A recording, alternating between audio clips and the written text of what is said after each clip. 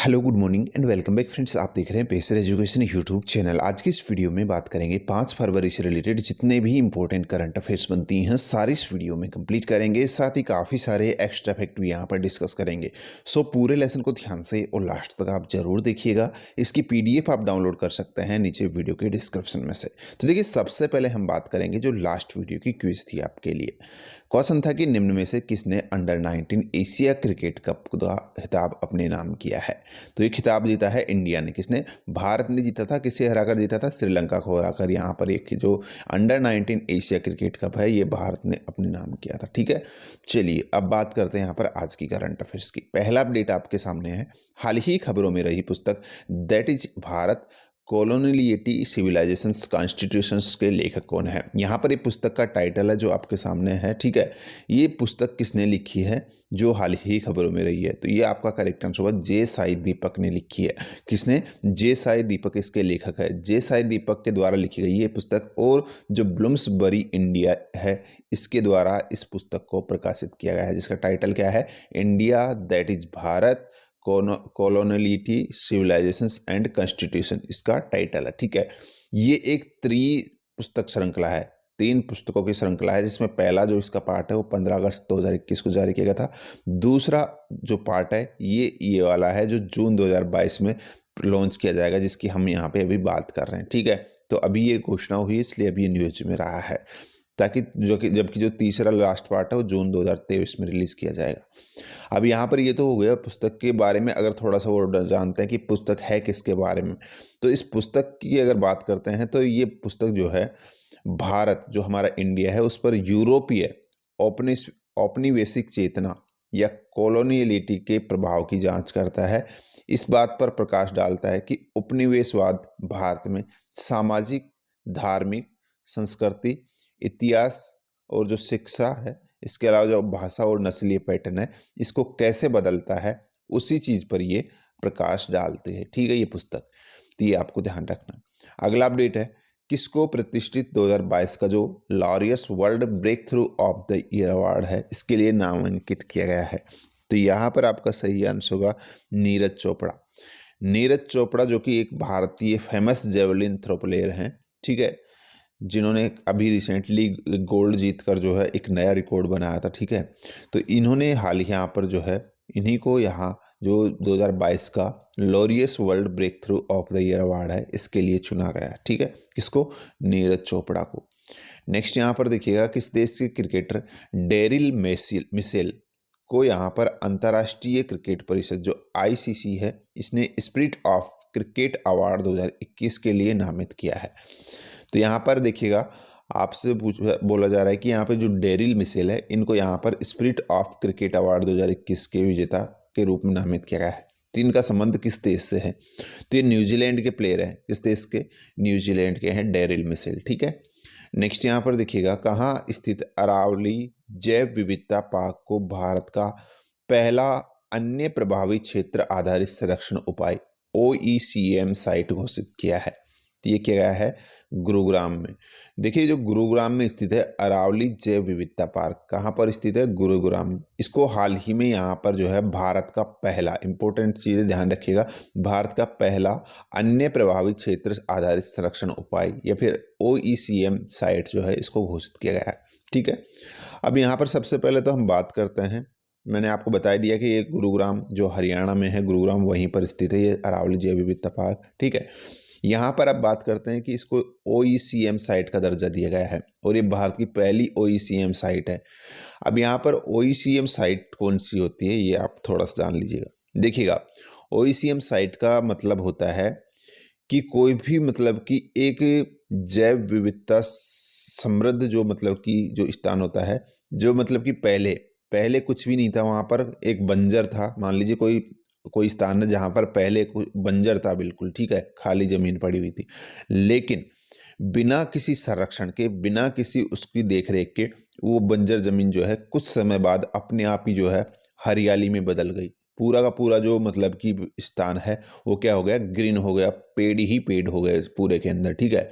तो वो क्या हुआ, ऑटोमेटिक हुआ, किसी ने उसकी रखवाली नहीं की उस स्थान की, किसी के संरक्षण में वो जो पेड़ हैं वो बड़े नहीं हुए हैं, ठीक है। तो अपने आप जो है एक जैव विविधता संरक्षण जो मतलब संरक्षित जो क्षेत्र बनता है, ठीक है, जिसमें कई सारी पौधों की प्रजातियां पाई जाती है, तो उसको यहाँ पर जो है जो अन्य प्रभावित क्षेत्र आधारित संरक्षण उपाय जो है इस कैटेगरी में शामिल किया जाता है, ठीक है। चलिए नेक्स्ट यहाँ पर देखिएगा अगला अपडेट अपना, हाल ही में किसने भारत के सबसे शक्तिशाली सुपर कंप्यूटरों में से एक परम प्रवेगा को स्थापित किया है और चालू किया है। नाम यहाँ पर सबसे पहले ध्यान रखना है, परम प्रवेगा, जो कि भारत के सबसे शक्तिशाली सुपर कंप्यूटरों में से एक है, जिसको हाल ही स्थापित और संचालित किया गया है। तो कहाँ पर स्थापित किया गया है, भारतीय विज्ञान संस्थान जो बेंगलुरु है वहीं पर इसको स्थापित और रन किया गया है। ये आपको ध्यान रखना है, आपसे डायरेक्टली पूछा जाएगा कि परम प्रवेगा जो सुपर कंप्यूटर उसको कहाँ स्थापित किया गया है, ये किया गया है IISc बेंगलोर के अंदर, ठीक है। चलिए अगला अपडेट है अपना, और यहाँ पर देखिएगा इस सुपर कंप्यूटर के बारे में थोड़ा सा और जान लीजिएगा। इसको डिजाइन किसने किया, आपसे पूछ लिया जाएगा कि जो यहाँ पर परम प्रवेगा है सुपर कंप्यूटर है, इसको किसने डिजाइन किया है, CDEC को डिजाइन की, CDEC ने इसको डिजाइन किया है। किसने, CDEC ने इसको डिजाइन किया है, ये आपको ध्यान रखना है। और इसको विकसित किया गया है जो राष्ट्रीय सुपर कंप्यूटिंग मिशन है, नेशनल सुपर कंप्यूटिंग मिशन जो NSM है, इसी के तहत इसको विकसित किया गया है। और इसको विकसित किसने किया है, यहाँ पर CDEC ने विकसित किया है, ये हमने बता ही दिया है।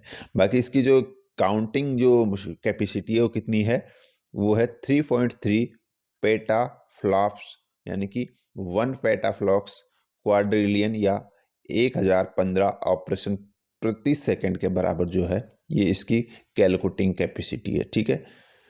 तो ये भी आपको ध्यान रखना है। फिर देखिएगा अगला अपडेट है, भारतीय निर्यात आयात बैंक, जिसको क्या बोलते हैं आप शॉर्ट में, एक्जिम बैंक, इसने पेट्रोलियम उत्पादों की खरीद के लिए वित्त पोषण के लिए किसको $500 मिलियन के ऋण सहायता प्रदान की है।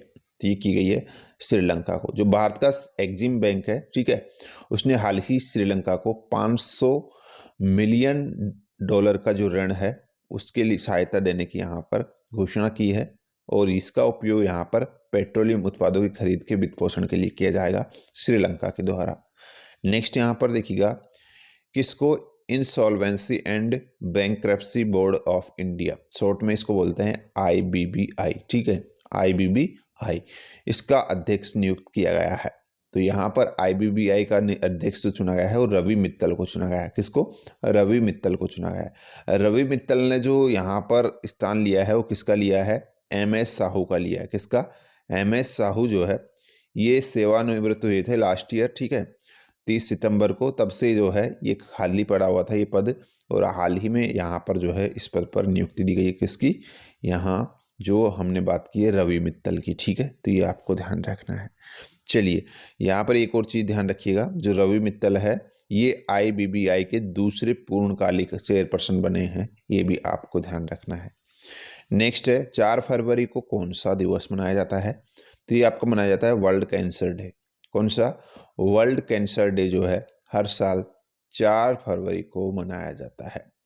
अब यहाँ पर एक और जो इसकी इंपॉर्टेंट पॉइंट है वो है इसका थीम, विषय क्या है इसका, तो क्वेश्चन अलग से बना दिया यहाँ पर, विश्व कैंसर दिवस या वर्ल्ड कैंसर डे 2022 की थीम क्या है। तो यहाँ आपका सही आंसर होगा close the gap. Close the gap जो है इसका विषय यानी कि थीम रखा गया है 2022 के लिए वर्ल्ड कैंसर डे का, ठीक है, ये ध्यान रखना है। अगला अपडेट है, किस प्रोजेक्ट की 5वीं पनडुब्बी वगीर के लिए समुद्री परीक्षण हाल ही में शुरू हो गया है। अभी आपने न्यूज़पेपर्स पढ़ते हो तो देखा होगा न्यूज़ में, वगीर का जो है हाल ही समुद्री अनावरण किया गया है, समुद्र में जो है इसका जो परीक्षण है वो किया गया है सफलतापूर्वक।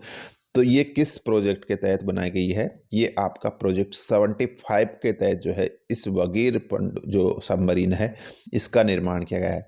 और ये प्रोजेक्ट 75 की 5वीं पनडुब्बी है, ये आपको ध्यान रखना है, जिसका नाम क्या है, वगीर। देखिए यहाँ पर अगर वगीर की बात करते हैं तो ये यहाँ पर जो है, जो आपको मैंने बताया था, जो टोटल 6 पनडुब्बियाँ थी, ठीक है, जो एक 75 जो प्रोजेक्ट था उसके तहत 6 पनडुब्बी यानी 6 सबमरीन का निर्माण की जो है यहाँ पर जो एक हुई थी, ठीक है, जिसमें ये 5वीं पनडुब्बी है और इसका निर्माण जो है फ्रांस के नौसेना समूह के सहयोग से Mazagon Dock Shipbuilders Limited जो MDL है, इसके द्वारा इसका निर्माण किया गया है। निर्माण के दौरान उस टाइम पे इसका नाम क्या था, यार्ड 11879 था, लेकिन सेवा में शामिल होने के बाद इसका नाम बदल कर क्या कर दिया गया, वगैर कर दिया गया। तो ये भी आपको ध्यान रखना है, पहले इसका नाम यार्ड 11879 था जब ये यहाँ पर सेवा में नहीं हुई थी उससे पहले, ठीक है। चलिए यहाँ पर अगला अपडेट देखते हैं अपना। निम्नलिखित में से किसने city gas distribution CGD network से हाइड्रोजन के मिश्रण की भारत की अपनी तरह की पहली योजना शुरू की है? तो ये गेल के द्वारा शुरू की गई, GAI, किसने, गेल ने इसको शुरू किया है, ये आपको ध्यान रखना, ठीक है। अगला अपडेट देखिएगा, हाल ही खबरों में रहा सिरुवानी बांध कहाँ स्थित है? सिरुवानी बांध केरल में है, बस इतना सा आपको ध्यान रखना है, जो अभी न्यूज में रहा था रिसेंटली कुछ वजह से। फिर देखिएगा, अब बात करते हैं जो आज की क्विज है, इसका आंसर लिखना है आपको नीचे कमेंट बॉक्स में। क्वेश्चन है कि बीते दिनों खबरों में रहा एनिग्मा क्या है?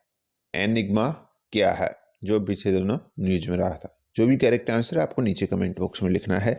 सो गाइस, जीत आज की करंट अफेयर्स। आई होप आपको वीडियो पसंद आई है, तो लाइक और शेयर जरूर करते जाइएगा। आज की इस वीडियो में इतना ही है, मिलते हैं नेक्स्ट वीडियो में। धन्यवाद।